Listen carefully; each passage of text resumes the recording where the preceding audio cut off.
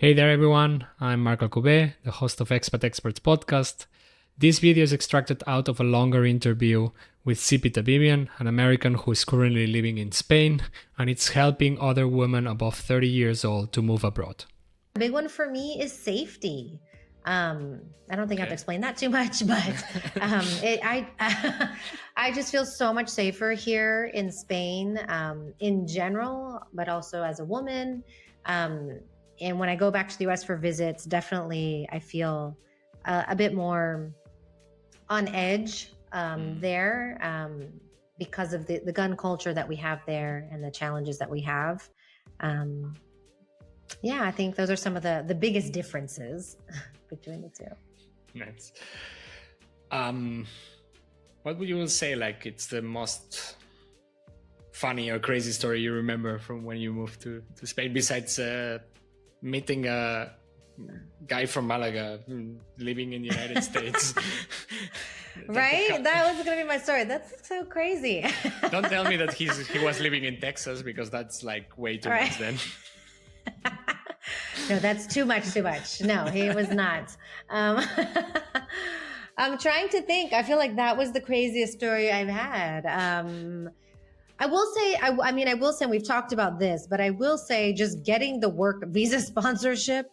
For anyone who has tried to get a work visa in Europe, you know how hard that is. So when it finally happened for me, I was shocked in the interview. Often, I went on many interviews in Madrid trying to find work with local companies.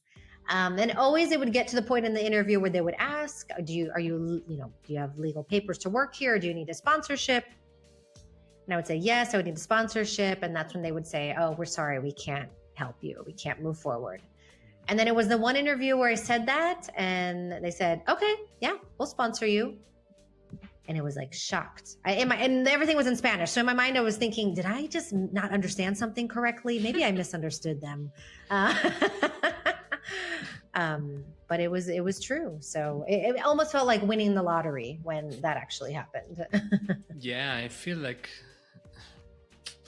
with the sponsorship of visas, and I see it in here in Greece, but also in Germany where I lived before, and even in Spain, like I think it's very limited to either rather big companies, international companies, who are bringing people from other countries also, and then they are sponsoring them, like, but already with like flying them from somewhere else and then doing the sponsor stuff, or it really falls down to the startups and IT sector who are sponsoring visas. The rest of the companies are just like, they say, okay, this is too much work. I'm not like going to do that. So it's sad. I mean, I suppose it's also a complication on top of the fact of like, and the stress of like already being there in your case, and then needing something to stay, and then seeing the time pass, and the stress, I suppose it went up and up.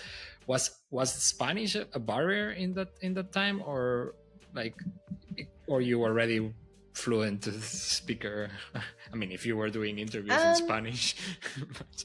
Right. Yeah. I had a good level. Like, yeah, I was doing interviews in Spanish, but I wasn't fluent. I was maybe B2, I would say. So I could get by enough, but a lot of the jobs, luckily, I was applying for were more for English was more what they needed you to use in the role. But of course, the staff, everyone spoke Spanish. So English worked to my benefit, especially for this particular role. That was a big plus for being a native English speaker. Okay. Yeah, that also happens a lot of times. Like it's a demand, as I said, in Spain to have people who speak proper English. It's also really nice to have in companies, I suppose. So, yeah, it is. Like at the end you quit this company and when did you start with your own project? Did it influence the fact of like staying in Spain also because you have your own stuff going on, or what happened there? Yeah, good question. I have to think real quick back to that time. So I think I had started, I don't think I had started She Hit Refresh yet. So it did not influence that, no, at all. Yeah, that was something that I did later, but the skills that I had acquired in that job and around that time were skills that I did use to help me launch my business. So that did play a part there. Nice. So just before we close this first part, if it's okay for you, I always do like a little bit of like this or that questions, like if you are supposed to choose one or the other, yes or yes. Madrid or Malaga? Madrid. Spanish or American food? Oh my gosh. People are going to kill me, but American food. And I don't mean hamburgers and hot dogs. I just mean like diverse food from all around the world. The proper Tex-Mex. Also, so the weather, Andalusian or Texas weather? Oh, it's kind of the same. So Really? I guess I like Andalusia better because, yeah, I have the sea. Yeah. It's just really? as hot in both places. Yeah. Okay. What about the times for doing things? I interviewed some other US people and they are always like, okay, Greeks or Italians or Spanish, and suddenly like their friends are telling them like, let's meet at 10 p.m. and it's always a surprising or shocking thing for Americans, I think. Like, are you still Right. like, do you still prefer the American time style or the Spanish? Andalusia, it's also like everything goes late. I think it's postponed some hours. Right.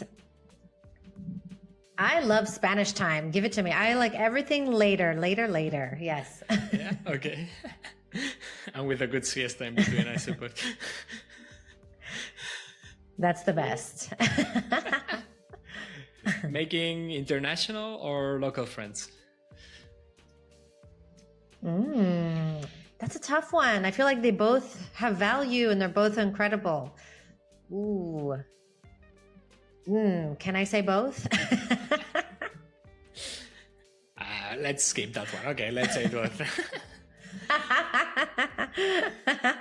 Then let's do the last one. Moving before or after 30 years old? Ooh, you know that. They answer that. After 30. Do it after 30. You're wiser. You have more money. You make better decisions. You can enjoy it more after 30. Nice. Let's use that as a bridge directly then to go to the second part of the episode, if that's okay for you. Yeah, that works. Wonderful. The Expert, helping women over 30 to move abroad.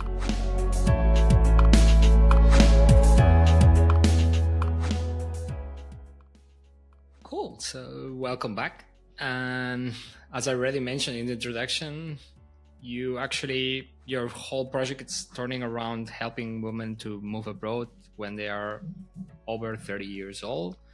And you do that through multiple channels, content, social media. Like, I suppose the part of like studying marketing influenced a little bit into that. But how that whole idea came from, how you decided to, I suppose it's your own experience translated and magnified a little bit, or how the whole project built from where? Yeah, no, that's very true. It did come from my own experience. I mean, really, it was a lot of people in my network, friends and acquaintances had asked me after I moved abroad, how I did it. There was a lot of questions based on fear, like, weren't you too old? What about your career? Don't you want to get married? All these questions that was like, what? Okay. And also, once I moved abroad to Madrid, I had met so many incredible women that were around my age that had done this too, not just from the US, but from all over the world. And I just thought, let me start a Facebook group, because Facebook groups were very popular at the time. Let me start a Facebook group, put both of these people in there, the people who are asking questions, the people who have done it, and we can just, talk to each other and help each other. So it definitely was not a business idea. It was just like, let me try to help people through my own experience.